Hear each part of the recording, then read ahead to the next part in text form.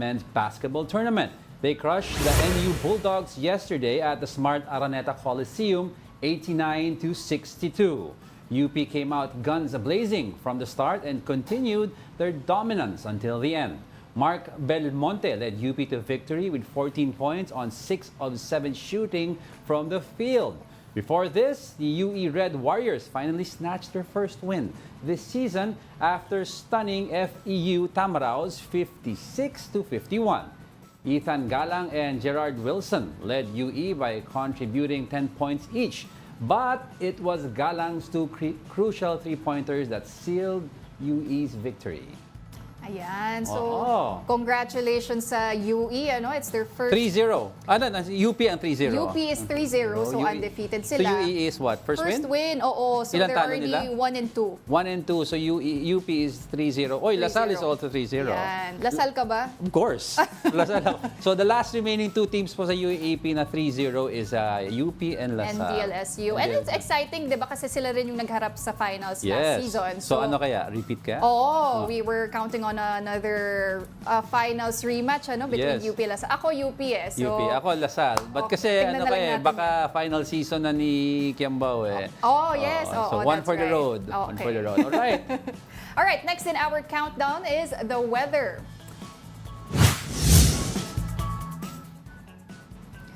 Tropical storm Helen has already exited the Philippine area of responsibility, but several areas may still experience rains. And for the details on this, we have Pag-asa weather forecaster Ana Cloren joining us on the line. Ana, magandang umaga. Ano-anong lugar pa ba ang mga uulanin? At dahil pa rin ba ito sa habagat? Yes, magandang umaga rin po sa ating lahat. Habagat pa nga rin po yung patuloy na magdudulot ng maulan na panahon, lalo na po sa may Zambales, Bataan na kung saan ngayong araw ay bugso-bugso mga pag-ulan pa rin po inaasahan natin dyan. O halos tuloy-tuloy na mga pag-ulan pa rin po inaasahan natin dyan. Kaya pinag-iingat po natin yung ating mga kababayan, lalo na po yung nakatira sa mga low-lying areas sa posibilidad ng mga pagbaha at mga pagguho ng lupa naman sa mga bulubunduking lugar. Occasional rains in-expect din po natin sa may Pangasinan, Tarlac, Pampanga, Occidental Mindoro at Northern Palawan. Samantalang dito sa atin sa Metro Manila, sa Abra, Benguet, Nueva Ecija, Bulacan, Cavite, Batangas, Rizal, Oriental Mindoro, Romblon, Antique, Iloilo, and the rest of Palawan at Ilocos Region ay patuloy humakaranas ng makulimlim na panahon at may mga tsansa pa rin po ng mga light to moderate rains dahil sa habagat. But the rest of the country, kasama po dyan yung Visayas, Mindanao, and the rest of Luzon, fair weather condition po inaasahan natin, maliban sa mga maikling pag-ulan o saglitang pag-ulan, lalo na po ito sa hapon at sa gabi, dala ng mga localized thunderstorm. Ana, may namataan pa ba kayong panibagong low pressure area? Alam naman natin, umalis na nga itong si Helen sa PAR, pero magiging maulan pa ba this weekend? Opo, sa ating pagtaya dito sa Metro Manila ay improving weather condition po inaasahan natin hanggang sa weekend po. Simula bukas hanggang sa weekend, improving weather condition po ating inaasahan. May mga pag-ulan pa rin po pero mga isolated cases na lamang. Pero doon po sa may Zambales, Bataan, Ilocos Region area, Babuyan Islands, magpapatuloy po yung kanilang naranasan na maulan na panahon dahil po sa habagat. Kaya itong mga areas po nito, sila po yung under monitoring kahit wala ho tayong mga LPA or bagyo po ngayon, pero dahil po sa habagat ay makakaranas pa rin sila ng mga pag-ulan. Ana, the last time we spoke to Pag-asa, sinasabi nila na dalawang bagyo pa ang inaasahan for the remainder of September. Ngayon, do we expect still 2 more storms to go or ito yung Helen would be the last for September? Sa kasalukuyan po, nasa halos kalagitnaan pa lamang ho tayo ng Setyembre. Sa ating yung long-term forecast po natin na TC threat potential, meron po tayo doon nakita na vortex or kumbaga po posibleng circulation po in the coming weeks. At pero sa ngayon po mababa naman ho yung chance or nasa medium po yung chance ng development niya. But kapag ganito po kasi pwedeng meron po tayong low pressure area na monitor or hindi lang po siya magiging bagyo. So kahit wala pong bagyo, possible po may LPA po tayong ma-monitor ngayong hanggang papatapos po itong Setyembre. Alright, maraming salamat. That was Pag-asa weather forecaster Ana Cloren. Alright, let's move on with our countdown. Ranking 8th in our countdown is leptospirosis. More leptospirosis cases were being recorded in Metro Manila this year. So far, The health department has registered over 2,000 cases of leptospirosis. This is higher compared to the 1,500 cases recorded last year. The National Kidney and Transplant Institute has been admitting 4 to 6 leptospirosis patients per day. They attribute this to the heavy floods in Metro Manila caused by Typhoon Enteng. Mga 2 weeks after na medyo bumaha na naman sa atin, nandyan na naman ang ating mga lepto patients. It's already the time when they're already suffering from yung complications of leptospirosis. It takes about 2 weeks before they will develop. Yeah, year in and year out naman expected yung leptospirosis because we are a tropical country, di ba? But ano yung gamot na yan? May gamot yun eh. Na if you're exposed, I don't remember what it was, if you're exposed to flood, they give you a prophylactic dose para maiwasan na yung complications. Correct. And pag maulan naman kasi talaga, we know, tumataas nga yung cases of leptospirosis. And actually, naglabas na ng regulation ng MMDA recently, na banning yung mga bata or even adults from playing, swimming sa mga tubig baha, which is good na rin naman. Nakita mo yung video? Alin? Yung nagda-dive, yung bagyo before this, yung Karina. They were diving sa Manila. I think this was in Manila, sa underpass. Tumatalon sila from the bridge down into the street area na puno-puno ng water. Ayun. I guess marami namang mga bata, or especially when we were younger rin, masaya naman talagang maligo sa ulan. Oo, I used to do that. Pero syempre dahil sa banta nga rin ng leptospirosis, it's better to be careful na rin. Okay yung kasi may isa pang video ng mga lalaki nagiinuman habang naka-wade yung body. Tapos may isang dead rat na dumaan sa video. Yan ang leptospirosis waiting to happen. There you go. There you go. Kailangan mag-ingat po talaga tayo, especially during the rainy season, itong mga months ng September and until, of course, October and the end of the year. And if you feel a little funky, huwag nyo patagalin. Uminom na kayo ng prophylactic dose. Call your doctor. Ayan. All right, but at this point, we're going to be taking a quick break. But coming up, several former chiefs of the National Police have denied links to dismiss Mayor Alice Guo amid alleged conspiracy. And Vice President Sara Duterte insists that the House inquiry on her budget is a well-funded political attack against her. We are just getting started. More of our top 10 news when Brunch returns. Keep it here on One News.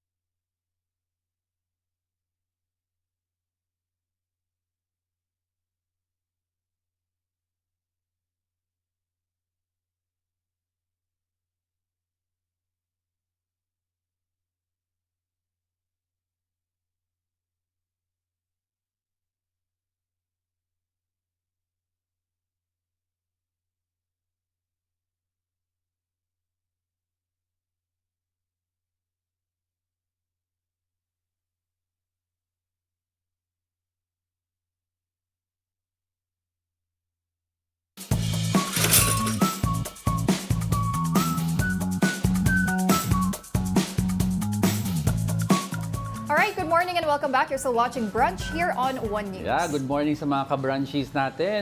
May comments tayo from Facebook. Yes. Good morning daw, sabi ni Cecil. Hello, Diego and Pauline, all caps. All caps talaga, para gising na gising. Gising na gising. Sam Pokemon Go, good morning daw, Sir Angelo and Ma'am Pauline. Wala pang violent reactions, ibig sabihin magaang pa yung news. Okay, Magaang pa. ganun ba yun? Oo. Pag wala pa masyadong... Minsan kasi, pag medyo maano na yung kwento about politics, nag-aaway-aaway na sila. Ayun. Kalma lang tayo ngayon. Oo. Chill tayo. Chill. Pero okay yan na they're sharing their comments and what their thoughts. Interactive brunchies. Oo, yan ang gusto natin gusto dito. natin. Alright, but for now, let's continue with our countdown. On our top 7, DepEd has allowed schools to return to holding 1-hour classes under the new curriculum. Now, the agency gives schools the option of allotting up to 60 minutes for each subject, but that would depend on teacher availability and the size of the student population, among others. The new policy would start by the second quarter of the current school year. Teacher groups earlier called on DepEd to amend the 45-minute class duration under the Matatag curriculum, as this inadvertently assigned teachers with more subjects to teach in a day. Ano naman dyan? Ano yung take mo dyan? I guess may may point nga naman yung mga teachers because if you have to congest it in 45 minutes, baka mag-suffer din yung quality ng teaching. Yeah, kasi rushed Oo. And the heavier load for teachers. I mean, as it is, diba, alam naman natin, may scarcity rin tayo ng mga guro sa bansa.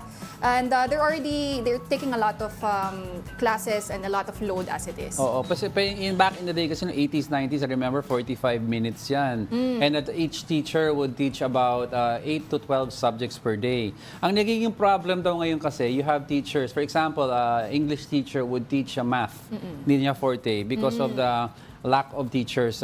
So, yun ang nagiging problem daw. So, nagsasuffer tuloy yung those taking that math subject kasi hindi naman 14 nila yan but they're forced to do this because yung time constraints O, naging issue rin yan kasi yung mga teachers, some of them are not graduates. Sabi mo nga, they're not hindi nila forte yung subject na yun. Kasi iba yung graduate nilang course in college. But they're forced to learn and they have to adapt at ituturo pa nila yun sa mga and nagsasuffer yung bata. But let's talk more about that right now.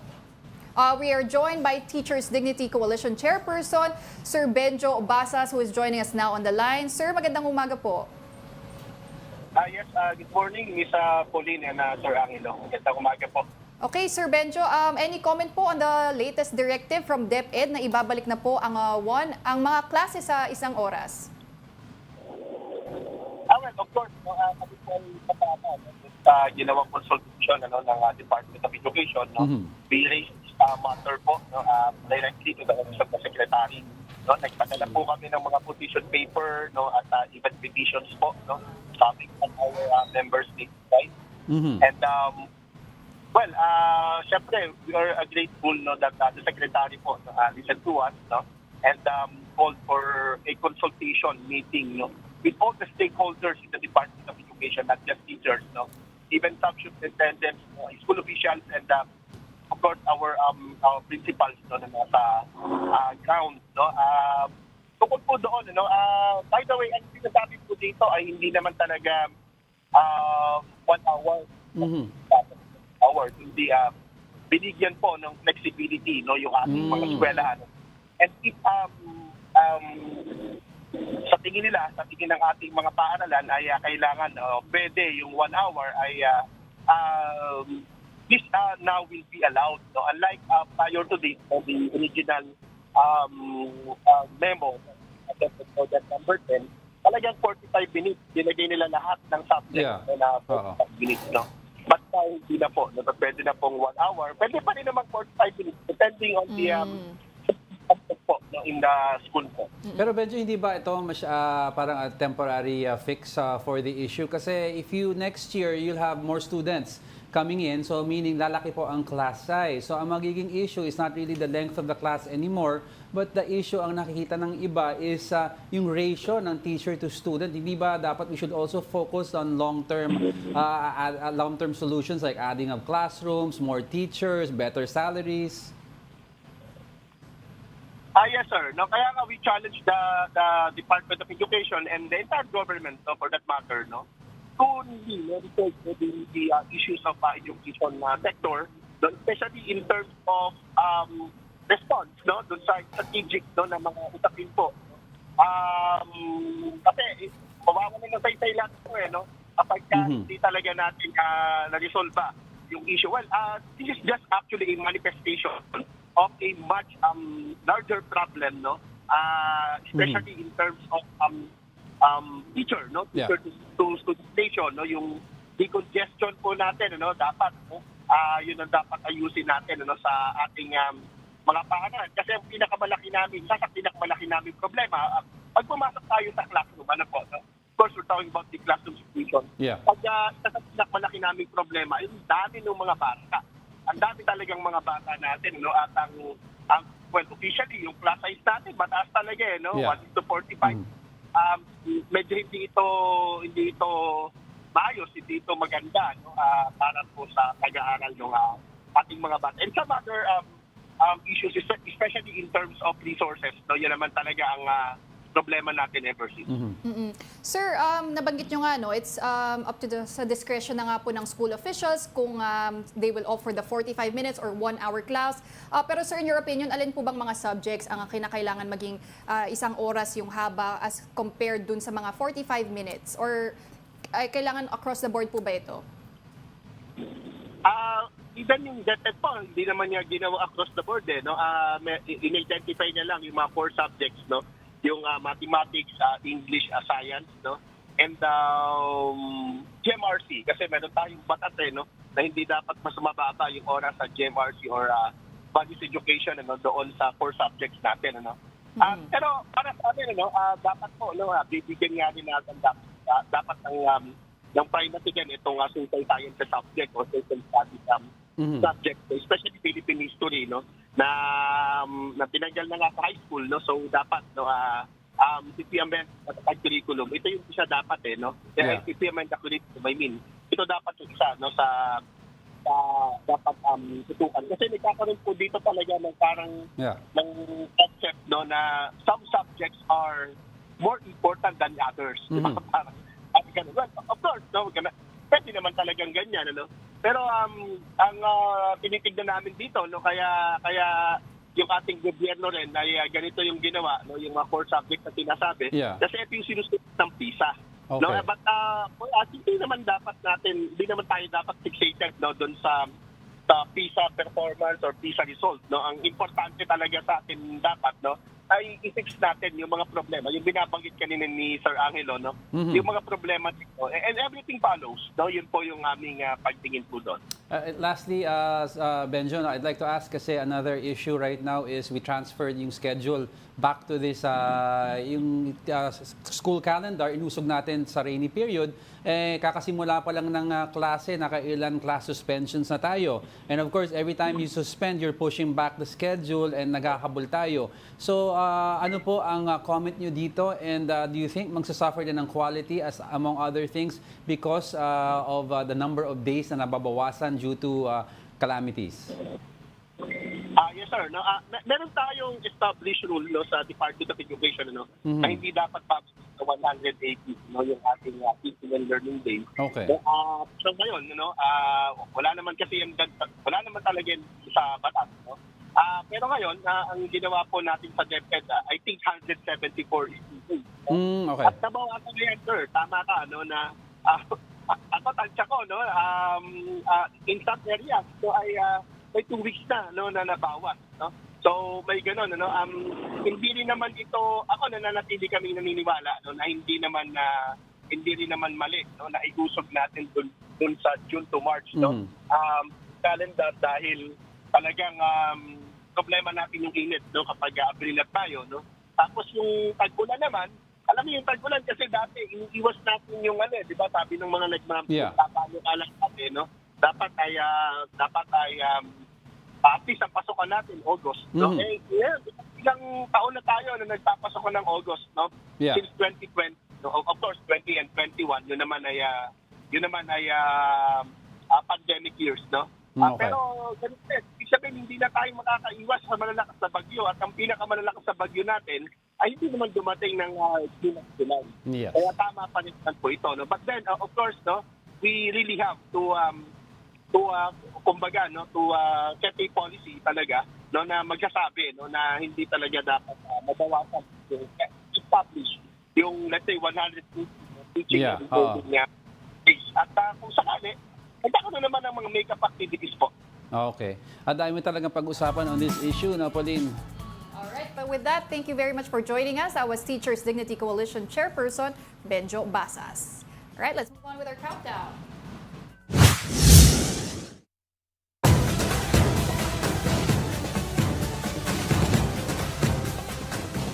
Sitting pretty at the sixth spot is Chel Jokno. The human rights lawyer has joined the Akbayan Party ahead of the 2025 midterm elections. Jokno was sworn in by Senate Deputy Leader Risa Ontiveros on Tuesday. Before this, he had been working with the party as the chairperson of the Free Legal Assistance Group, or FLAG. Jokno said that joining Akbayan will continue his family's legacy of protecting human rights. Well, shock to many because, of course, he was associated with the Ocho Derecho group and the Yellows. But it's not a shock to those who really know him because of his Free Legal Assistance Group FLAG, which is on the same avenue as Akbayan, fighting for human rights. So Correct. parang bumabagay siya sa partido. So abangan natin na yan, no? We know the 2025 midterm elections are just around the corner. October filing. Ang October ang filing ng Certificate of Candidacy. And ito, actually, natutuwa ako dito kay Chel Jokno. Kahit sa TikTok, meron siyang nag-offer siya ng free legal advice. Yes. So, Actually, when we spoke to him before, and he said, out of all the, bakit ng TikTok, he decided daw to reach out to the youth. Ayun. Which is a very good idea. But right now, of course, there's an ongoing hearing, Pauline, sa lower house. We have Alice Go joining the Quadcom. for the first time. For the first yan. time. Will she be saying the same things? Hindi ko po alam. I invoke my right. Hindi ko po alam, Your Honor. Sino ang gigigil sa House Quadcom? Pwede natin makita yan. Let's take a look at what's happening right now. Program pursuant to Book 5 of Executive Order Number 226, Series of 1987, as amended. Number 3, amendment to the Philippine Retirement Authority's power to approve retirement visa to foreigners. Number 4, amendment to the Anti-Dummy Law or Commonwealth Act Number 108 as amended. And number 5, amendment or review of the implementation of Republic Act Number 11983 or the new Philippine Passport Act. Number 6, the revision of Presidential Decree Number 651 on late registration of birth to stop the proliferation of simulated birth certificates. As we get more valuable information, Quadcom has been getting discrediting remarks, proof that the targets are hurting. Let me take this opportunity, therefore, to remind everyone that the power to conduct investigations in aid of legislation is a fundamental function of Congress enshrined in Article 6, Section 21 of our Constitution. This is not a mere privilege, but a duty to the Filipino people. Congress is empowered to investigate, to compel testimony, and to demand documents when it is necessary to fulfill our legislative mandate. These inquiries are designed to shed light on matters of public interest, to recommend policy reforms, and ultimately to legislate for the welfare of the nation.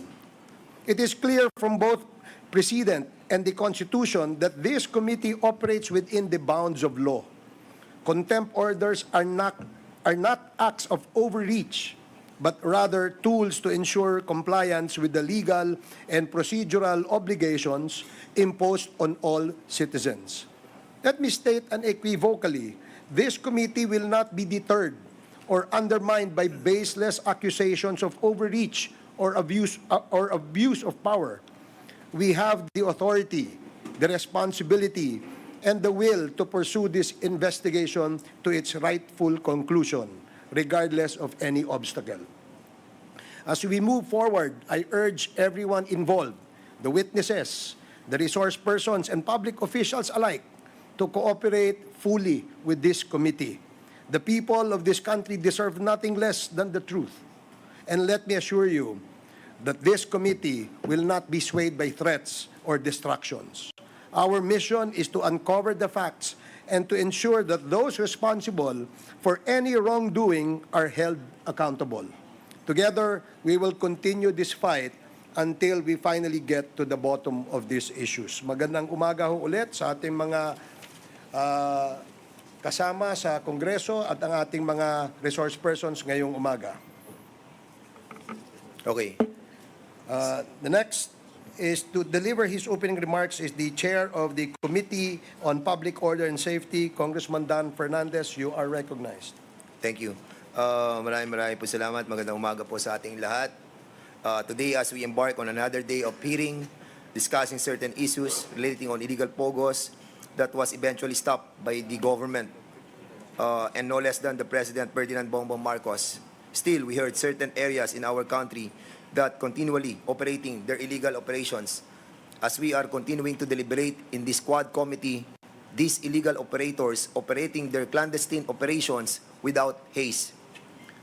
Iba talaga ang kinang ng pera ng salapi sa mata ng ating mga nasa gobyerno at nagpapatupad ng mga batas.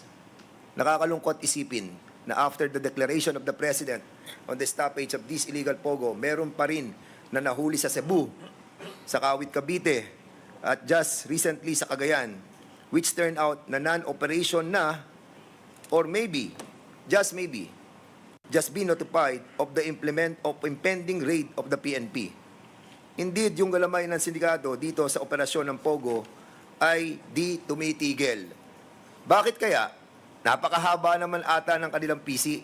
Napakadami naman nilang salapi that even with the pronouncement of the President on the stoppage of these Pogos, still, there are certain places where Pogos still exist.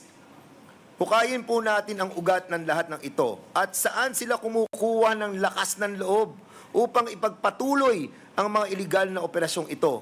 Recently, as I've heard in the discussion in the Senate, there were allegations of former Chief PNP who received payola for Pogos. Is this true? Totoo ba ito? Is this the reason why operations in conducting on the stoppage of the illegal Pogos in the whole country are not being implemented? Or they are just stories that need no attention for discussion? Bakit masyado ata madaming pera at bilyon-bilyon ang operasyon ng Pogo? From construction of big facilities, buying of lands of certain Chinese corporations, and the financial transaction through bank exchanges of big amount of money. Kung iisipin mo, di lang talaga online gambling eh. Saka hindi lang mga scams ang involved dito, but the money being laundered in this operation are so blatant that need no deep explanation for an ordinary person to understand. Pera to ng droga. Pera to na nanggaling sa Chinese operators na gustong linisin ang kanilang pera dito sa kanilang operasyon sa Pogo. Conducting these hearings led by the four committees have not stopped these people in their illegal operations. Marami pa rin ang patuloy na nag-ooperate ng kanilang illegal na operasyon hanggang meron sa ating kapulisan at mga nanunungkulan sa ating pamahalaan at lokal na pamahalaan ang patuloy na tumatanggap sa illegal na Pogo. Sila na dapat na magpatupad ng pagpapatigil ng Pogo must be held responsible as well. Marami pa po tayong dapat gawin. Marami pa po tayong dapat na malaman. Mahirap makipaglaban sa kinang ng salapi na bumubulag sa ilan nating kababayan upang ipagpatuloy pa rin ang operasyon ng Pogo. Sa ating mga kababayan, tulungan niyo po kami. Kung meron po kayong nalalaman sa patuloy na pag-ooperate ng illegal na Pogo sa inyong mga lugar, buligligin po natin o bulabugin po natin ang ating mga nanunungkulan sa ating mga bayan at mga hepe ng kapulisan na kumilos sa kanilang mga nasasakupan. And without compliance, please, report to the Quadcom and we will act accordingly. Sama-sama po tayo sa pagsugpo ng kasamaan, sama-sama po tayo sa bagong malinis na Pilipinas. Salamat po. Thank you, Congressman Dan Fernandez. The next to deliver his opening remarks is Congressman Benbenito Abante Jr., the chairman of the Committee on Human Rights. You are recognized. Thank you, Mr. Chair. My fellow co-chairs and colleagues in the Quadcom, our resource persons, and at the same time, witnesses and guests. Ladies and gentlemen, magandang umaga po sa inyo lahat. Nakita niyo naman kung gaano ka-passionate kami dito sa hearing na ito. Si Congressman Dan Fernandez po ay maaaring na maging preacher later on, mga kaibigan. But I would like to mention and quote to you what a bad person said at one time. Ang sabi niya, and I quote, "The world suffers a lot, not because the violence of bad people, but because of the silence of good people." Ang sabi po niyan, mga kaibigan, ay si Napoleon Bonaparte. Before we begin the 6th Quad Committee hearing, this representation finds it necessary to reiterate our primary purpose, to uncover the truths so that we may produce legislation that will prevent the evils we have unearthed in these proceedings. We are here not only to shed light on past wrongdoings, but also to ensure that our laws will be fortified against future exploitation.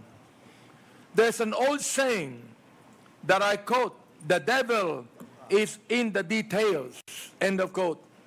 This phrase serves as a powerful reminder for us today.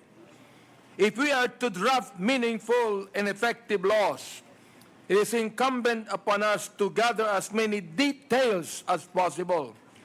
The devil, in this context, takes many forms.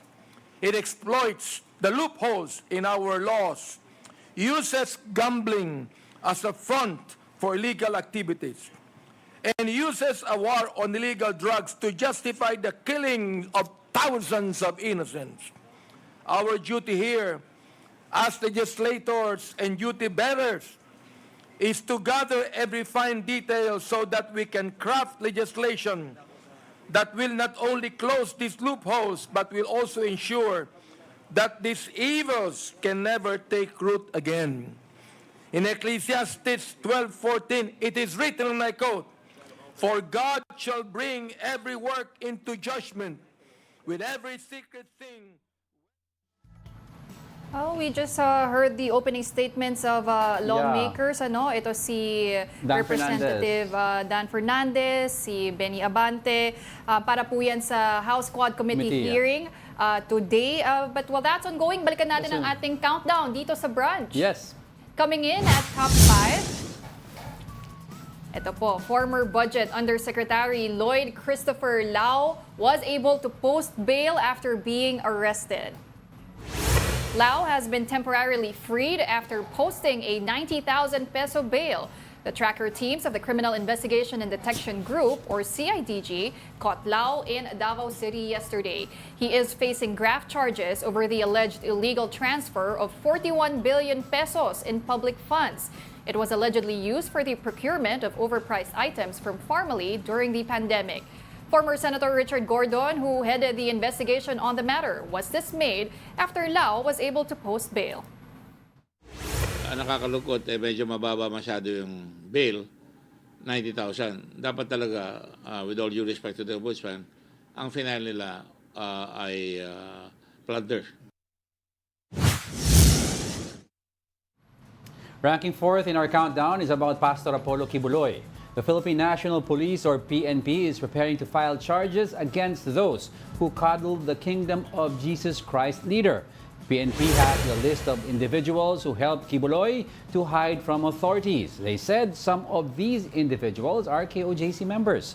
They will publicize the names once the charges are formally filed before the court. Kibuloy is still detained at the PNP Custodial Center in Camp Crame. And now coming in at top 3, some former police chiefs have spoken up to deny links to dismissed Mayor Alice Guo. Here's the report. The PNP is now looking into the allegation that the former police chief helped Alice Guo escape. It came from PAGCOR Senior Vice President of Security and Monitoring Cluster, Raul Villanueva. The police force admitted that they were shocked, even though it has not been proven true yet.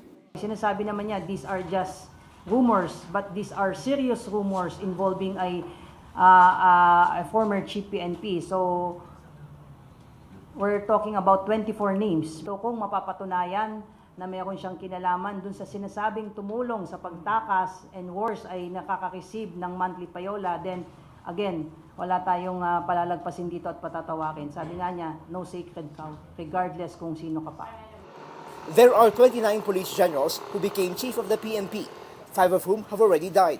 Napaka-general ng sinabi, former chief PNP, hindi sinabi na during the time na nag-start ang Pogo. So everybody who's served as chief PNP is a suspect. As soon as we have the names, as soon as General Villanueva will reveal who's this person, I think all this former chief PNP is a suspect. If proven true, the PNP said they won't hesitate to file appropriate charges. There is no sacred cow dito sa gagawing investigation, even if it means holding liable ang isang former chief PNP. Current PNP Chief Romel Marbilla has ordered the CIDG to coordinate with PAGCOR. Meanwhile, some former PNP chiefs were quick to release statements to clear their names. Retired General Benjamin Acorde said PAGCOR should have explicitly identified the suspect. This way, that person could take actions to defend himself. Former PNP Chief Rodolfo Azurin says Villanueva's statement was irresponsible. He explained that it's unfair for other former police chiefs. Another former head of police, Oscar Albayalde, denies personal links to Go. For former PNP Chief and Senator Ping Lacson, it's no longer surprising if Go has ties with the police. Senator Bato de la Rosa, who also served as head of the police, said he will compel Villanueva to reveal the name. You cannot pin down anybody through intelligence reports because intelligence reports have no evidentiary value and it will not stand in court. So dapat, bago nila nilabas yun, kinonfirm muna para tuloy kasama sa maritis lang yan. For News 5, Brian Castillo, we are One News.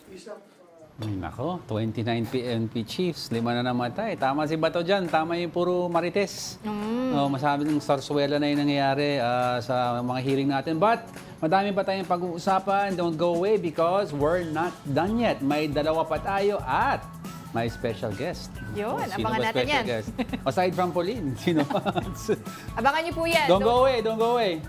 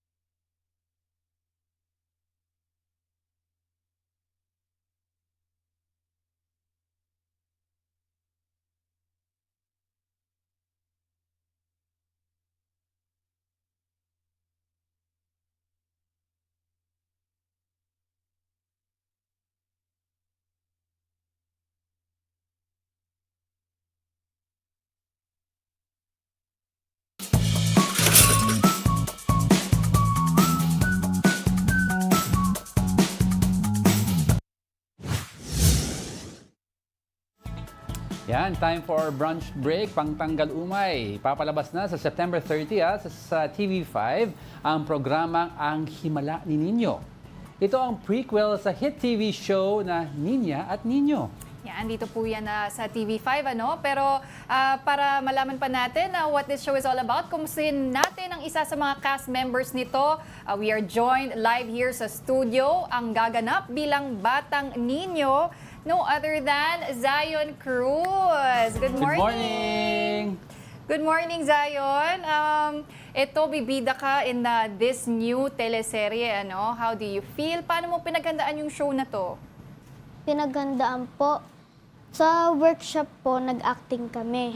Tapos, pagkatapos po namin mag-acting, nakakuha po ako sa project.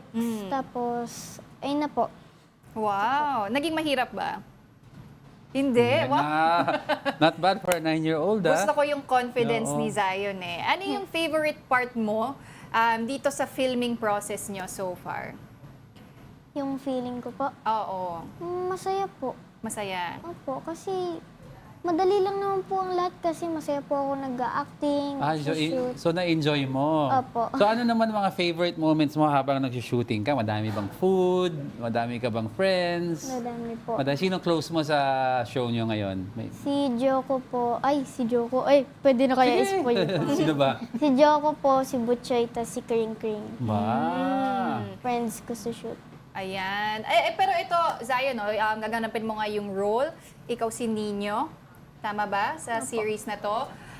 Ano ang dapat namin abangan sa pagganap mo ng role na iyan? Yung mga iyakan ko po. Wow. Kasi magaling daw po ako umiyak, nakakaiyak daw po ako panoorin. Talaga? Sige nga, sample nga. And joke lang. Oo, tamo. Ganyan pa rin yung iyak mo. Bakit nasabi mong madali sa'yo yung pag-iyak, paglabas ng emosyon? Practice mo ba talaga yan? Opo. Iniisip ko lang po kung yung nanay ko, what if yung nanay ko sa ganong sitwasyon? Kunyari, tatay ko, kapatid ko, kunyari, nakulong sila pero walang makukulong doon. So parang motivation. Opo. Para motivate. Pero is acting talaga something you want to do for a long time? You really, ever since, alam mo na? Opo.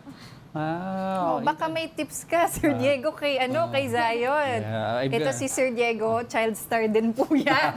Hindi natin naabutan ni Zion eh. Layo ng age. Uy, pero ano ba ang aabangan natin sa kailan magsi-start to? Why don't you tell our viewers?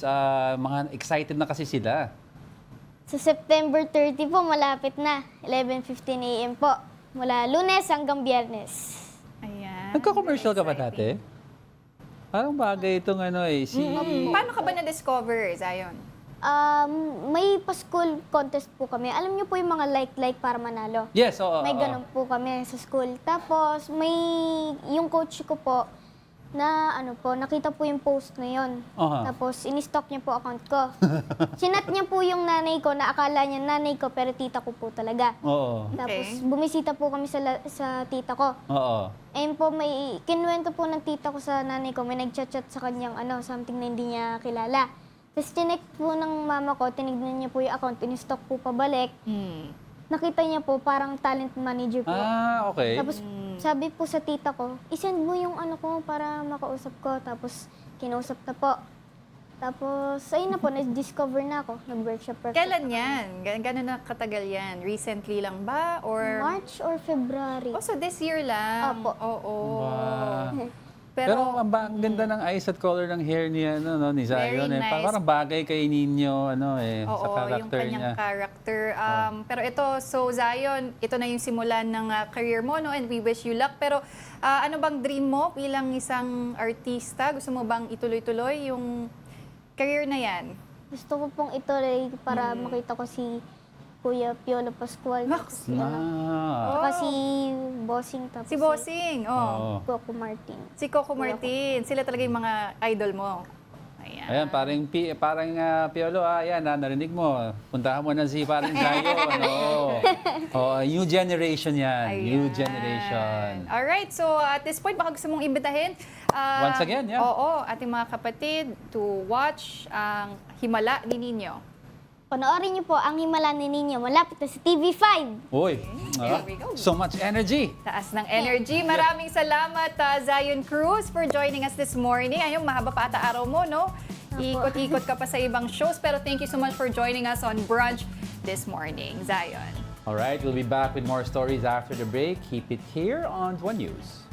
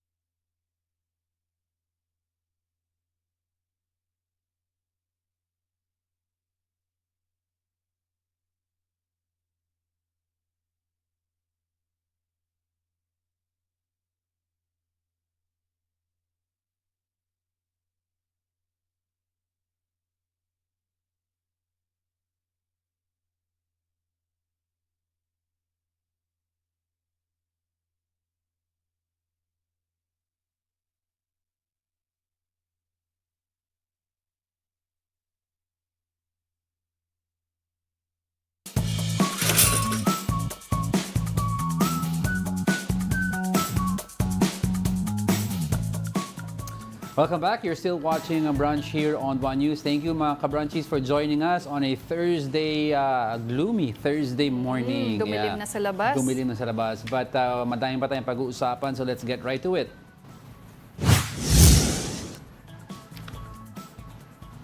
Going straight to our top two, Vice President Sara Duterte clarifies that she and President Marcos are, quote, not friends. Duterte said this in response to questions about whether she and Marcos had met or talked about several issues. According to the VP, they just met before because they were running mates. But Duterte emphasized that she will never again team up with the president. After her resignation as education chief, recall that Duterte said she and Marcos remain friends. Hindi naman kasi kami talaga nagkausap niyan. Hindi kami magkaibigan. Unang-una, nagkakilala lang kami dahil naging running mate kami.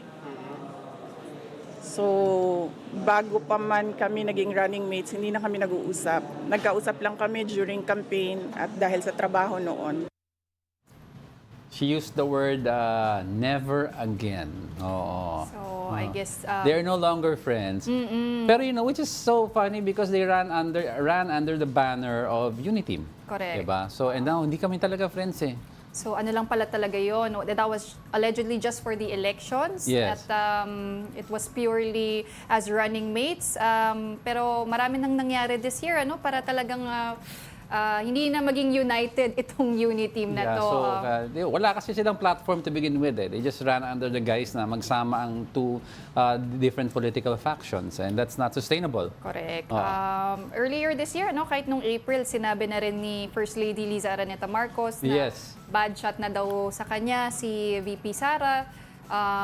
That's after she attended yung rally ni former President Duterte na with tirades, 'di ba, against PBBM. Against the current and all of this began with Speaker Romualdez, 'di ba, and VP Sara when she said ata tambaluslos and she didn't sit well with the speaker. Correct. So madaming nagbatuhan na issues. Anyway, malapit na October, so we will see the referendum of the people to see kung ano ang panig nila, Duterte or Marcos. Interesting. Interesting talaga yan. Alright, but at this point, let's go to our top story for today. Our top story is Vice President Sara Duterte at the House hearing yesterday. The Vice President refused to take an oath before the hearing on her office's budget spending started yesterday. And she also insisted the inquiry is a well-funded political attack against her. Here's the report. The House Committee on Good Government and Public Accountability has started its inquiry on the Office of the Vice President's budget spending yesterday. Before the inquiry started, all resource persons and witnesses were asked to stand and take an oath that they will say nothing but the truth. One of them refused to participate, Vice President Sara Duterte. And why did she refuse to take an oath? Ang nasa rules ninyo, witnesses lang po ang nag-o-oath. Wala po kayong rules sa resource persons. Yung term lang po yun pero considered as a resource person din po kayo Sara's ally, Pampanga Representative Gloria Macapagal Arroyo, quickly defended her. The Supreme Court has repeatedly emphasized that there is a difference between a mere witness and the accused. They are not the same. The Supreme Court says they are not the same. And somebody who appears to be the accused has a different tier of protection from a witness. And in fact, can refuse to take the witness stand. The committee still allowed VP Sara to deliver her message before the hearing. She said the inquiry is just a well-funded and coordinated attack against her. This much is evident from the very words of the privileged speech that prompted this inquiry. A speech that simply meant to say, do not vote for Sara on 2028. VP Sara also believes the inquiry is a tool for lawmakers to use for a possible impeachment against her. What you are trying to do is make a case for impeachment. Hindi naman ako kakandidato sa nalalapit na eleksyon. Hindi ako namumulitika. Ang ginagawa ko lamang ay ang pagtupad sa aking oath of office at campaign platforms na trabaho, edukasyon, at mapayapang pamumuhay. Since she did not take an oath, the Vice President was allowed to immediately leave the inquiry. House Committee Chairman Representative Joel Chua said they will invite Duterte again in the future hearings. We will continue to invite her, pero siyempre at the end of the day, nasa kanya naman po yan kung siya po ay sisipot. At patuloy po natin re-respetuhin ang kanyang opisina. At pero ito pong pribilehiyong to, pagaya po ng binanggit ko kanina, ay hindi po magiging president po sa lahat. Ayan. In-advise na ni former President Gloria Macapagal Arroyo, a known ally of the Dutertes. At saka tatapyasan naman yung budget by almost $1 billion. So parang sabi ni VP Sara, okay lang. Actually, yung as of now, parang nasa 700 million yung budget ng OVP. Basic operating expenses, diba? And that's actually close to the operating budget of former VP Leni Robredo. Yes, so, and marami naman siyang nagawa noon.